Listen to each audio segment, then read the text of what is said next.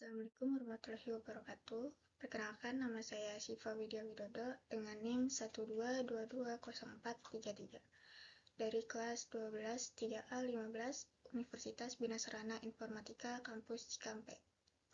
Di sini saya akan menjelaskan poin ke-16 dari SDGs, yaitu perdamaian, keadilan, dan kelembagaan yang tangguh. Pertama, ada definisi umum.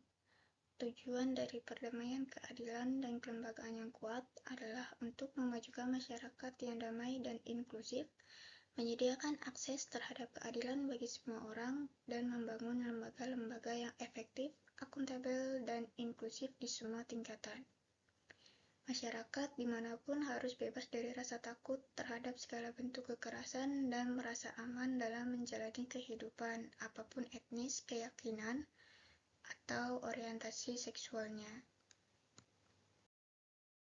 Apa sih perlindungan anak? Jadi perlindungan anak adalah bentuk segala kegiatan untuk menjamin, melindungi, dan memenuhi hak-hak anak agar tetap hidup, tumbuh, dan berkembang, serta mendapatkan perlindungan dari tindak kekerasan, eksploitasi, dan pengabaian. Dan juga perlindungan anak merupakan sebuah upaya sangat penting untuk memastikan anak-anak dapat tumbuh dan berkembang di lingkungan yang sehat, aman, dan mendukung pertumbuhan secara menyeluruh. Anak-anak juga memiliki potensi nasib manusia di masa depan karena mereka berperan dalam menentukan sejarah bangsa.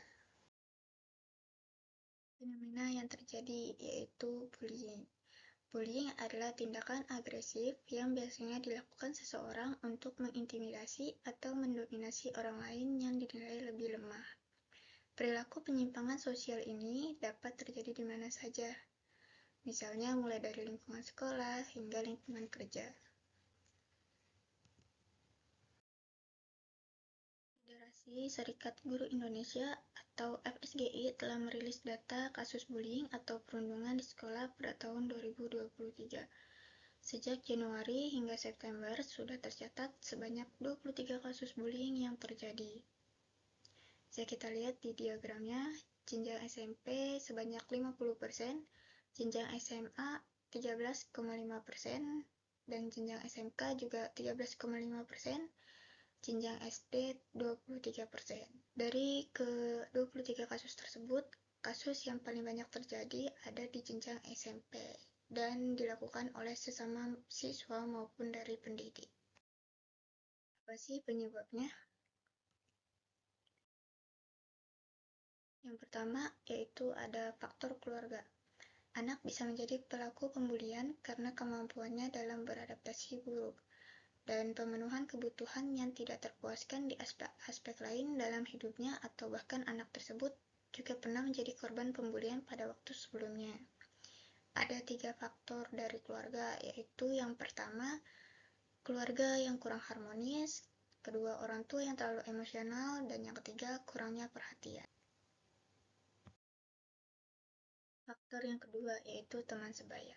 Pengaruh ini cukup dominan karena rata-rata dari para remaja lebih banyak menghabiskan waktunya di sekolah bersama dengan teman-temannya. Hal ini yang kemudian dapat menimbulkan kelompok-kelompok atau geng teman sebaya. Pencarian identitas diri remaja dapat melalui penggabungan diri dalam kelompok teman sebaya.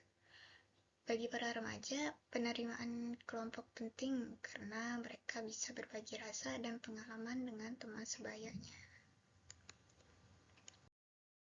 Dan faktor yang terakhir yaitu faktor media massa.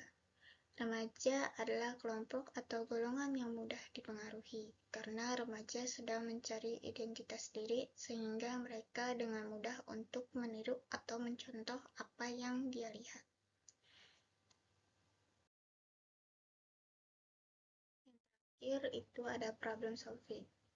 Yang pertama, pemerintah wajib menyelenggarakan pendidikan dasar minimal 9 tahun untuk semua anak. Yang kedua, mengadakan sosialisasi ke tiap-tiap sekolah mengenai pembulian. Yang ketiga, pihak sekolah dapat melakukan pendekatan individu dengan siswa yang memiliki potensi untuk melakukan kekerasan. Yang keempat, pemerintah dapat memberikan edukasi kepada guru-guru mengenai langkah mencegah terjadinya pembulian di sekolah. Sekian presentasi dari saya. Kurang lebihnya mohon maaf apabila ada salah kata. Wassalamualaikum warahmatullahi wabarakatuh.